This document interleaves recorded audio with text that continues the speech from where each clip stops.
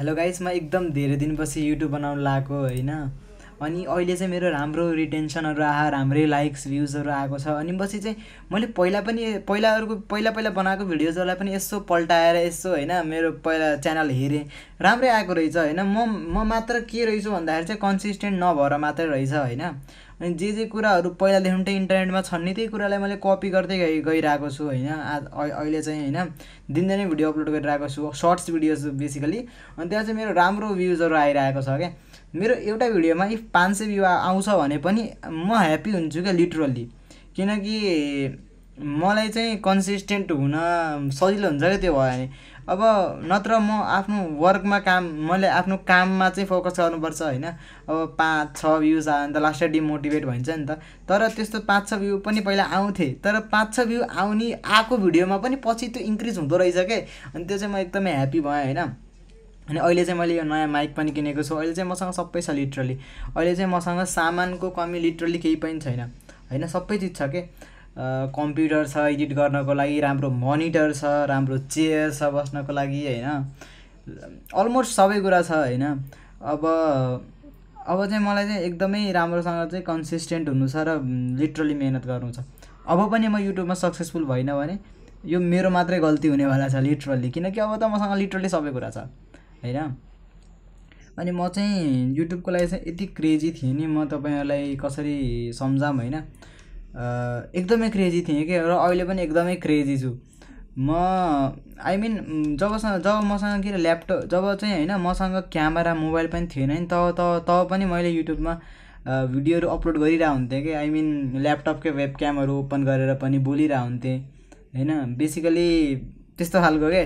So लगाइस् होइन, अब चाहिँ खतरा कन्सिस्टेन्ट हुने हो यो च्यानलमा होइन। अरू च्यानल भए पो कन्सिस्टेन्ट हुनु होइन, यसैमा अलि सब्सक्राइबर्स भएको, यसैमा एकदम कन्सिस्टेन्ट हुने हो। प्लिज सपोर्ट मी गाइस होइन। अब चाहिँ मैले चाहिँ वास्तवमा के गोल राखेको थिएँ भन्दाखेरि चाहिँ 2025को इन्डसम्म चाहिँ मैले 2025को इन्डसम्म चाहिँ मैले के अरे 10K सब्सक्राइबर्स मेरो च्यानलमा पुर्याउने भनेर चाहिँ मैले प्रमिस गरेको थिएँ मैले आफैसँग। तर मैले त्यो पुर्याउनु चाहिँ सक्छु जस्तो चाहिँ मलाई लाग्दैन लिटरल्ली होइन। तर नसके पनि मेरो पर्सनालिटी र मेरो जुन स्किल्सहरूमा चाहिँ भरपुर चेन्ज आउनेवाला छ क्या, लिटरली भरपुर चेन्ज आउनेवाला छ। हु नोस, पुग्न पनि सक्छ, आई डोन्ट नो। अहिले मेरो युट्युब च्यानलमा राम्रो रिटेन्सन आइरहेको छ, राम्रो भ्युज आइरहेको छ होइन। हु नोस, पुग्न पनि सक्छ, तर मलाई जस्तो लाग्छ पुग्दैन होइन। आज अब नोभेम्बर 19 नोभेम्बर भइसक्यो, अब अलमोस्ट 1 महिना 15 दिन जति होलान् होइन। तर पुग्न अलिक गाह्रो छ जति होइन। तैपनि मेरो चाहिँ पर्सनालिटी र मेरो स्किल्स, मेरो युट्युब च्यानल, मेरो चाहिँ त्यो भिजनमा एकदम धेरै भरपुर चेन्ज आएको छ। र पहिलाको विवेक अधिकारीको भर्जन र अहिलेको विवेक अधिकारीको भर्जन एकदमै फरक परेको छ होइन। त्यही हो गाइस। अब चाहिँ मैले चाहिँ के प्रमिस गर्छु भन्दाखेरि, मैले आफैसँग के प्रमिस गर्छु भन्दाखेरि, नो म्याटर वाट ह्यापेन्स होइन, मैले चाहिँ मेरो युट्युब च्यानलमा भिडियो हालेरै छाड्छु literally, no matter what. I am not gonna you know, मैले चाहिँ आफ्नो भिडियो क्वालिटी हेर्नेवाला छैन लिटरली।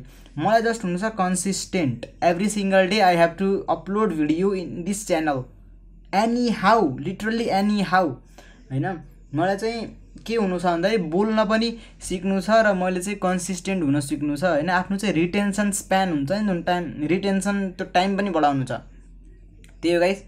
अबदेखि म दिनदिनै कन्सिस्टेन्ट हुन्छु। मसँग भएका सबै सामग्रीहरूको म एकदमै रेस्पेक्ट गर्छु, किनकि जुन कुराहरू मसँग छ त्यो अरूसँग नहुन पनि सक्छ। त्यही भएर guys, I will respect all my you know सामानहरू। मसँग किबोर्ड छ, मसँग माउस छ, मसँग मोनिटर छ। I am so grateful for my life के literally. There are some person होइन, there are some people they can't even afford food, but I am way better lucky, I am way more lucky के। त्यही भएर I have to respect my you know everything के। त्यही हो guys. अबदेखि म जहिले पनि के अरे कन्सिस्टेन्ट हुन्छु र मेरो कामसँग म एकदम लोयल भएर बस्छु। Guys by by.